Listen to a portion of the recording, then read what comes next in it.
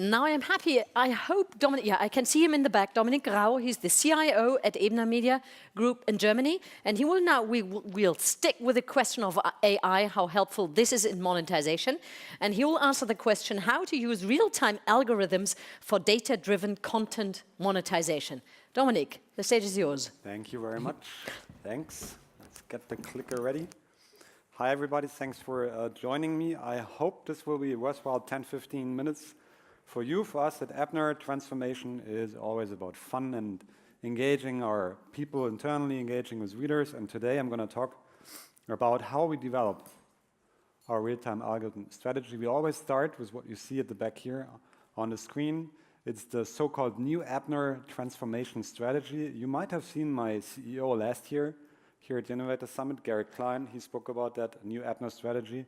I spoke about it 2 years ago in Toronto at the other summit from FIP. And this is the new Ebner principle. So whenever we talk about the real-time algorithm project, what you need to keep in mind is that behind that real-time algorithm project is always the new Ebner strategy. These are the 4 pillars for our strategy. If you want to know more about that, you need the presentation from last year. Just send me a note. You'll see my email at the end of the presentation. I can share all these notes with you so you have the full set of documents to rebuild our strategy at home at your company. Now, for today, real-time algorithms at Ebner. How does it work? We always start with maximum automation. That is, we look at processes at our publishing house, any kind of things we sell where we convert people that we can automate with algorithms, with AI. And here's an example that I brought here with me to you. It's the automation for webinars and selling events. So this is the pre-event stage. In this example, we have a webinar. It's maybe let's say it's scheduled for April. So we have the pre-stage. We put on the webinar info in our store. We select a certain group of readers automatically in our CRM system, of whom we know passed on prior actions and reader data that they might be interested in that topic. We start the sales phase. It's all automated. And then we go into the event itself. The webinar starts. It's a specific day. Software runs. We take like here, a video. We record the full webinar. We take all the reader questions. We build out an FAQ and a Q&A library. And then we have the post-event stage. It's also automated, where we just do something with that content, where the algorithms go into the content and then share all the information and try to convert other people who have not attended the webinar. And this is how we do kind of the one example for an event and webinar automation. And behind that is our real-time algorithm strategy. And here's how it looks like. Let's do it step by step. So by the end of the presentation, you know exactly what we're doing. How do they predict conversions, for example? This is one of the formulas that we use for the algorithms. It's some of you might know it. It's a Bayes theorem. And what does it tell you? It's rather simple. It looks very complicated, but it just tells you that there's a scenario A, like you have a webinar, and that's the probability of A happening given that what you know about B. Let's say you have a webinar and you want to convert 10% of people. What you need is now a set of metrics and numbers and other products. That's your scenario B that you need to put into that strategy so that you can fill out that algorithm and say, once I sell my webinar, what do I need to get to the 10% conversion stage? This is one part of the Ebner algorithm. There's a huge set of such formula. Just send me a note if you want to learn more about that. But that's really one of the simplest, easiest ways to start that.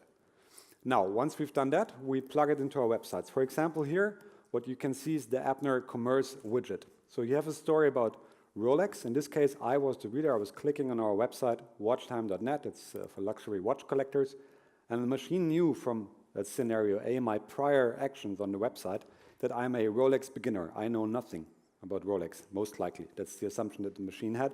So what it offered me is a special edition, a print or digital edition about Rolex, everything I need to know when I'm a beginner. So I clicked on one of our music websites. Ebner is Germany's largest music publishing group.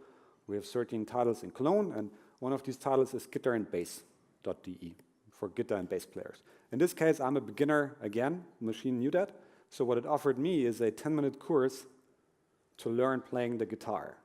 Again, this is one of the real-time algorithms in action. It looks so stupid and simple sometimes, and people ask me, why do you show these kind of so easy examples? I'll tell you in a second why. Again, here's another website from Ebner. It's the Firefighter magazine platform. We are also a publisher for first responders and for firefighters. And in this case, the machine again knew that I don't know anything about this particular type of rescue technology. It's a Drehleiter. It's something you put on a fire wagon to reach the upper stories of any building. And it offered me that kind of sticker I could put on my desk, so I knew everything about that Drehleiter. Now, here's the thing. These real-time algorithms convert people by an average margin of 17%. So 17% of readers who click on any of these widgets end up buying a product on our store. This is a real-time algorithm at Ebner in action. That's because we have, as you've seen, a scenario A, someone clicks on our website, merged with scenario B, the probability we use to make assumptions what kind of content will convert people to buy something. This is one of the real-time algorithms in action, and the average rate is, I think, 16.75%, so roughly 17%. And that's pretty good for us, because now we can predict what happens with our content investment. I can say, let's put in €1,000 on the firefighter website for new Drehleiter content, because I know that after maybe 2 to 4 weeks, I will get back the €1,000 content investment, because I can convert 17% of the people who click on these real-time algorithm widgets.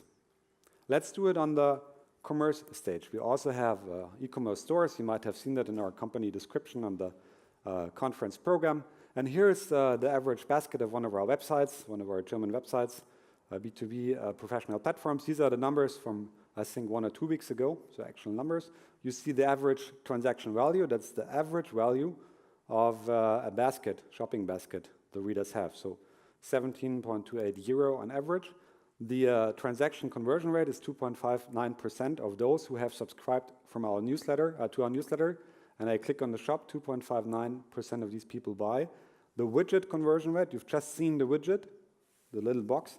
On this website, it's 17.60%, so it's even better than the average rate at Ebner. What I always look at in terms of optimization is such a conversion rate of 17% and the average transaction value, because this is where algorithms really come in and help you scale your business. So I do the review. Then I look at the next stage, that is what we call the commerce amplification. I'll show to you in a second what it is. And this is how we update continuously every day our content and product strategy across all our 60 websites that we run at the moment and the 88 magazines. Now here, for example, is how I would go into the strategy of that particular website and help the team scale their business. So these are actual numbers. These are 4 years of sales of physical products at one of the e-commerce stores at Ebner's. And what you see is that the profit margin slowly decreases. Now, the key here is to understand that in order to increase the profit, you would have to endlessly increase the number of physical products you sell. But by doing so, you also increase the resources, the staff you need, and the costs of the platform you need to sell these products. So in this particular case, we told the team, you have to focus on digital products, because this is what happens when you sell digital products, like a webinar, a free download, an e-dossier, white paper, things like that. This is how profits scale when you combine the real-time algorithms. If you look at the average transaction value in your baskets, the average conversion rate at the newsletters and the widgets, and then you do it only with digital products and forgo completely selling physical products, this is what happens to your profits. It's the light blue line up here.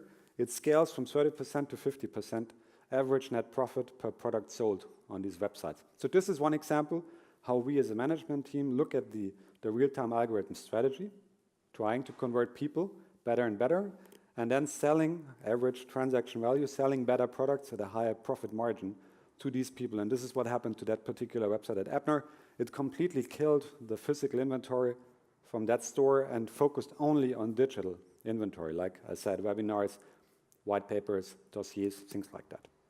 So this is where it really gets fun in terms of digital transformation and using the information from algorithms to drive your product strategy. And now, for the next step, and that's really funny, because you can also use your digital algorithms to inform your print marketing strategy. And here's how Ebner does it. This is a so-called twofold trigger-based action system. It's a trigger-based action system for direct marketing. We call it the email and print trigger. It's plugged into our CRM system. It runs on Salesforce. It's combined with our newsletter system, also runs on Salesforce, with the e-commerce store that runs on Magento, it's open source.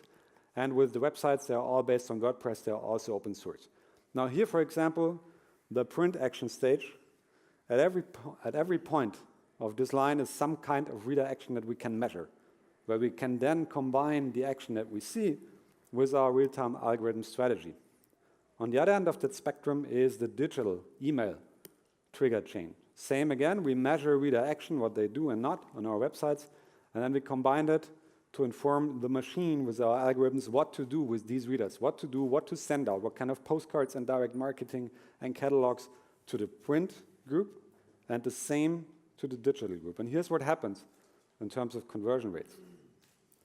12% of people who are in the print group end up buying a product after they have gotten some kind of postcard or print information that our algorithms have deemed appropriate for that kind of audience, because we know something about these people and what they like. The digital conversion rate is slightly lower, and that's funny, right? This is where algorithms can help you inform your marketing, your sales, and your product strategy to really send appropriate information at the right time in the right format. In this case, print converts better than digital to the right people.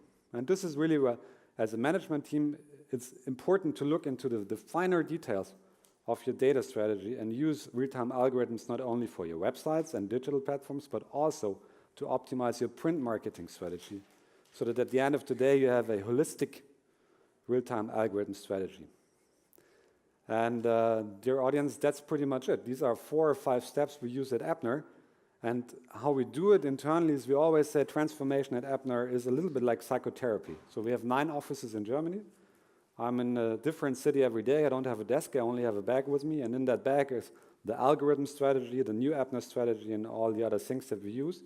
And then we communicate to our people. The first thing we do, before I would implement such a real-time algorithm strategy, I would help my people to understand how to read and write algorithms. That would be the first step. That's why we say it's people first.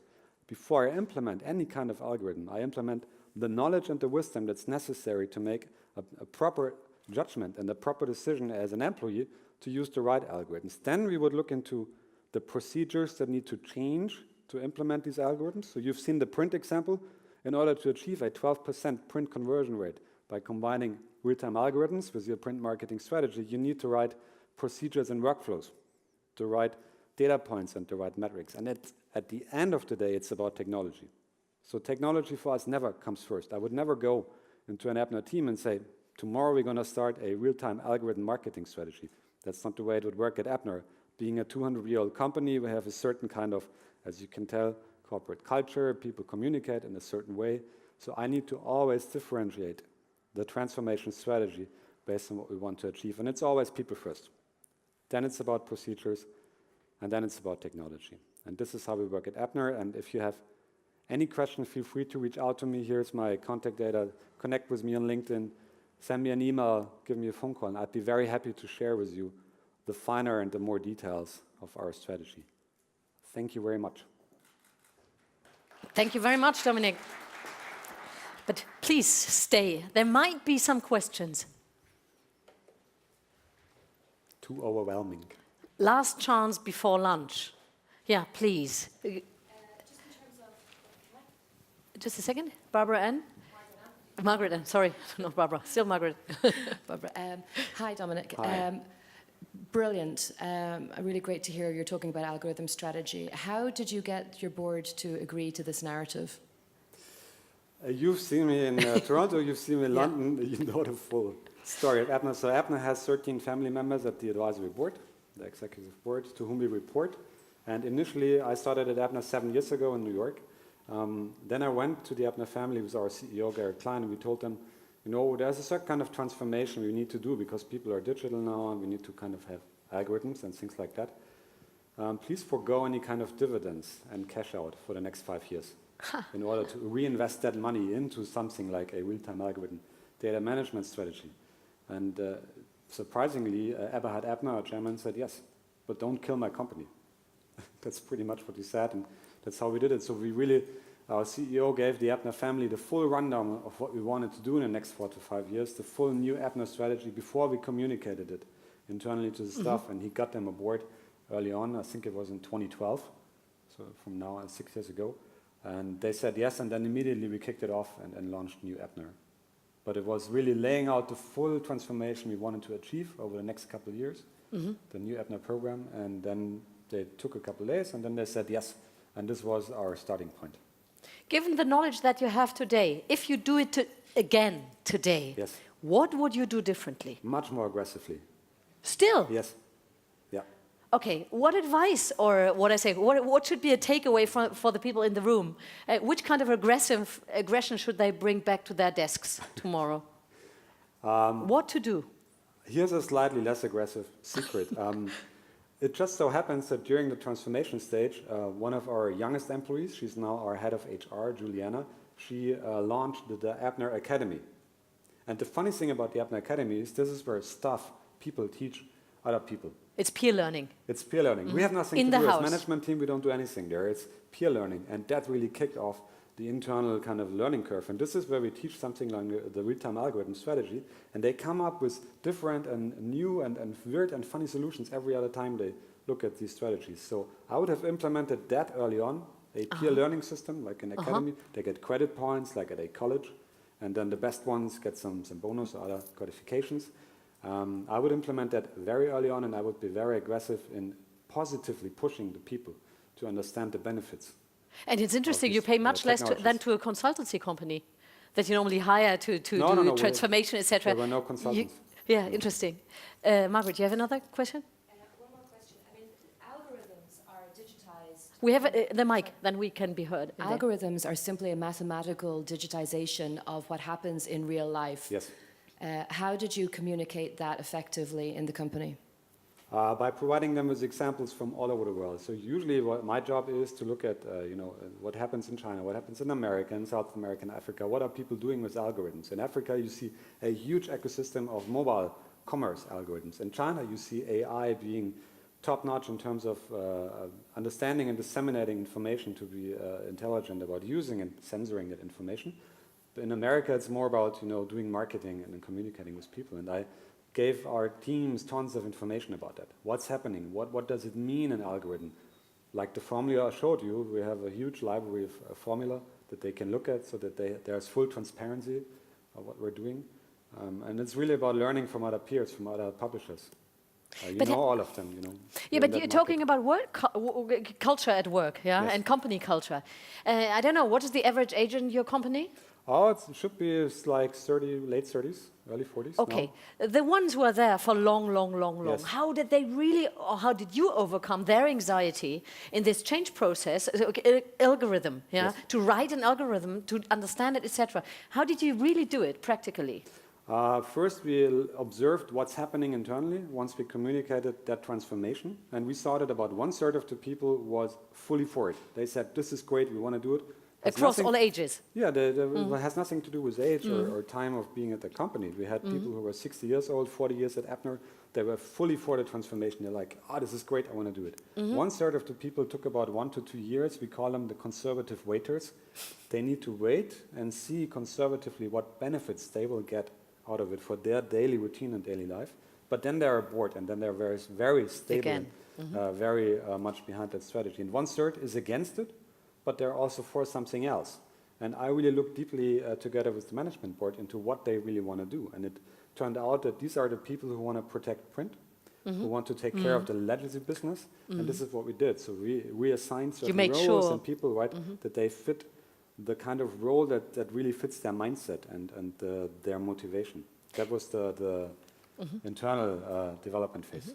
And as a manager, asking you and talking time, how much percentage of your time did you take to really activate the process you are just talking about? Well, it's still today 50%. So half of my time is spent on the road, different city every day, talking to the people, sitting at their desks, immersing myself into their reality because they speak a different language than I. When I say algorithms, I see opportunities. When they hear algorithms, they see a threat. So I need to really speak their language and understand their world, and that's half of my time. Yeah. Last question, if you don't have any other question from me. What is the next step in using AI the way you do it? And what will be like future? I think chatbots will be a fun part to combine them with the real-time algorithms. Virtual reality, augmented reality will be huge. We have a fashion publishing business. For them, virtual and augmented reality is great. Visual search combined with a real-time algorithm and something that's like an automated chatbot could be, I think, something that converts properly. that's a fun part. And then maybe using in the music publishing group something like your heart rate, taken from your Apple Watch, to have like a list of the 10 hard rock songs that really make your heart pump, or things like that, to help people in a fun way convert to the products we sell. By using the data that we can glean from them. I come back to one sentence from Johan, or not, a thought from Johan and his business, to say like chatbots, and that in a way that they are really interacting with people. Small snippets of text, so breaking it down, etc. Do you think this is the future, or one of the futures? Might be a possible future. There are so many of them, but that might be for chatbots talking in minimum information units, as we call them. That might be the way to go initially. Yeah. Thank you. Dominik, thank you very much. Thank you all for your great attention span.